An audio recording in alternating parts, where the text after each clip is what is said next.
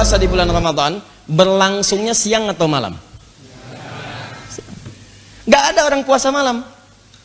Yang puasa pasti masa siangnya. Dimulainya kapan? Dari fajar sampai dengan maghrib. Maghrib buka, fajar mulai puasa, fajar sampai dengan maghrib. Kata Nabi, man shoma ramadhana, siapa yang menunaikan puasa di bulan Ramadan, fajar sampai dengan maghrib, imanan wahtisaban, dikarenakan iman kepada Allah, ikhlas dia tunaikan, bukan karena yang lain. Bukan karena yang lain puasa, saya ikut puasa. Bukan karena di TV pengumuman, besok saya puasa. Bukan karena ustadz bilang saya puasa. Karena Allah meminta saya puasa, saya kerjakan puasa. Wahtisaban, dia kerjakan ikhlas karena Allah, kemudian di situ dia mengoreksi dirinya. Ingat, makanya menjalani puasa itu bukan cuma nahan lapar dan haus. Kalau cuma begitu, jangankan Anda. Demi Allah saya katakan, kucing Anda pun bisa. Bagaimana caranya Ustaz? Jangan kasih makan dia. Fajar sampai dengan maghrib bisa dia puasa. Ya, kucing pun bisa. Anak kecil pun bisa. Apa yang Anda lakukan saat puasa itu? Coba sambil koreksi diri.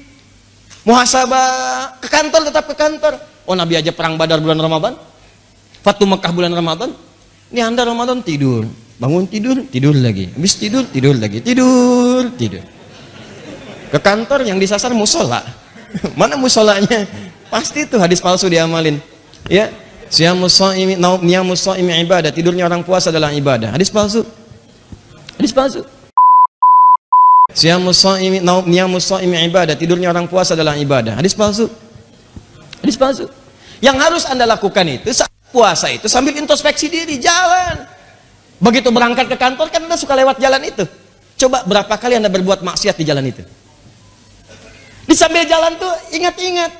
Coba dicek, yang pernah naik mobil berapa kali lupa bayar? Ayo. Ya, berapa kali kemudian berbuat maksiat, salah lihat. Ya, berhadapan dengan orang, ada yang bukan seharus dilihat, tidak dilihat, harus dilihat.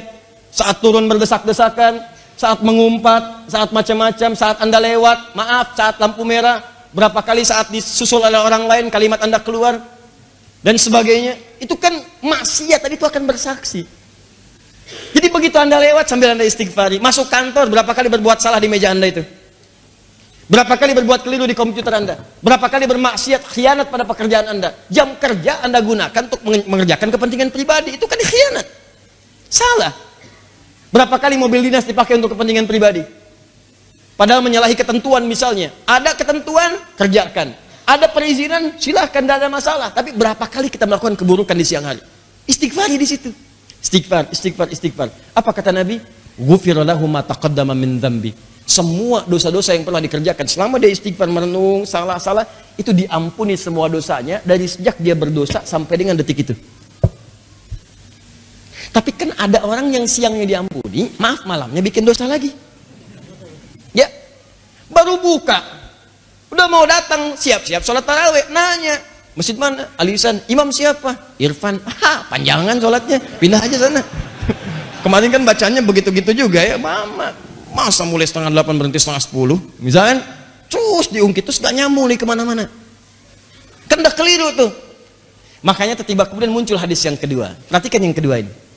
Man qama ramadhana imanan wahtisaban ghufira lahu ma taqaddama min dzambi. Kalimatnya sama, cuman awalnya berbeda. Allahu akbar. Perhatikan. Ada dua hadis di sini. Ini saya hapus dulu. Allahumma shalli ala sayyidina Muhammad sallallahu alaihi wasallam.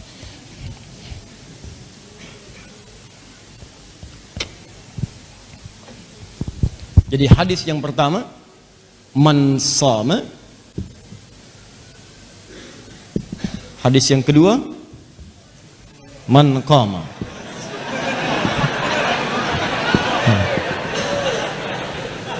Satu, dua hadis. Lihat sini. Man shama. Kalau puasa siang atau malam? Siang. Man shama ramadhana. Siapa yang menunaikan puasa di bulan Ramadan, imanan wahtisaban, dikerjakan karena Allah, dan dia mengoreksi dirinya, bermohon ampunan kepada Allah, ghufira lahu ma taqaddama min dzambi. Dia punya dosa sampai saat itu diampuni oleh Allah. Man qama ramadhana, qama itu fi'il, kata kerja. Kata kerja dari kata qiyam.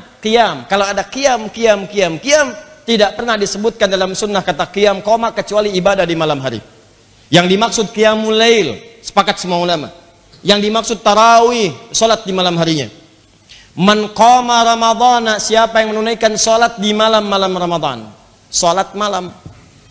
Qiyamul lail dikerjakan siang atau malam? Malam, ya ada lailnya jelas, lail itu malam. Ya.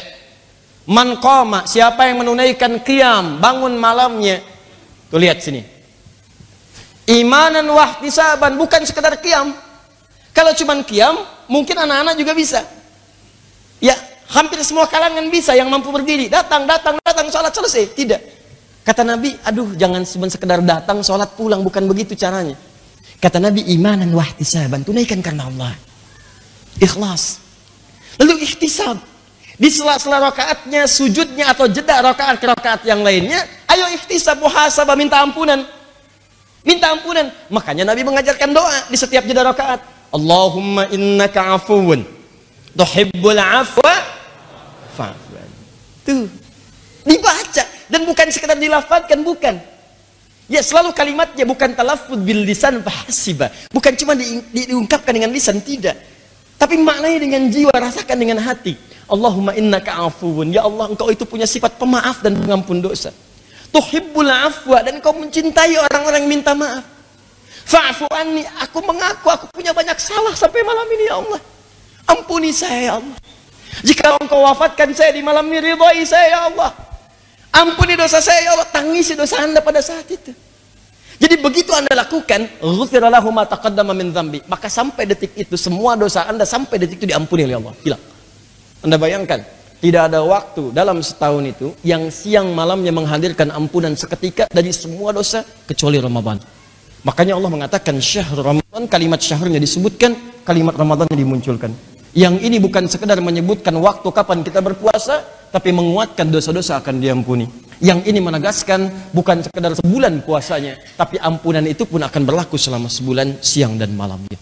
Allahu Akbar. Siang ada peluang dosa digugurkan, malam ada peluang kesalahan dihanguskan. Itu cuma terjadi di bulan Ramadan.